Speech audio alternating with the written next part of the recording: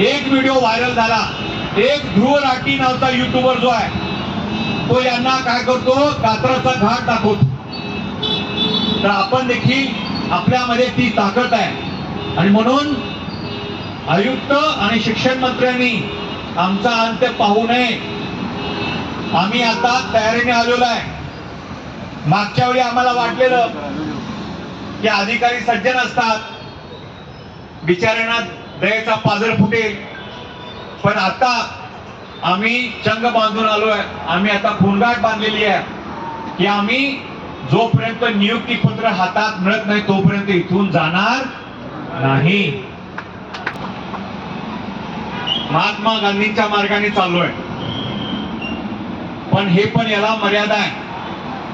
आम्हाला पोलिसांना पण सांगायचं आहे आणि माईक पण तुम्ही चांगला आणलेला आहे. आवाज इमारतीत जात असेल, मराठीत म्हण आहे भिंतीला कान असतात, पण इमारतीला पण कान आहेत आणि अनेक कान आहेत. कर्मचारी, स्टाफ, अधिकारी हे अनेक कान काय करतायत ते ऐकतायत. त्यांनी जरा लक्ष देऊन ऐकावं.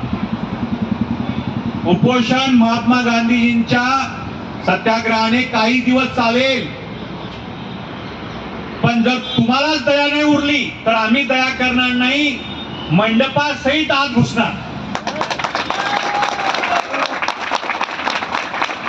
आणि त्या आयुक्त कार्यालयाला कुलूप लावूनच मगच काय करणार, बाहेर पडणार.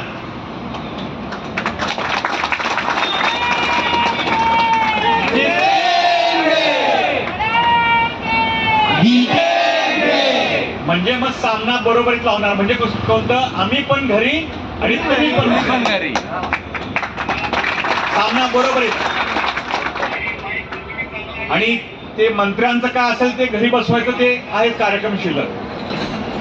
तर तुम्ही चांगल्या संख्येनं आज इथं आलेला, अजूनही काही लोक येत आहेत, फक्त हटायचं नाही. ते बरेच बुवा बाबांचे मंत्र असतात ना फोटो मध्ये, ठेवू नकोस मी तुझ्या पाठीशी आहे.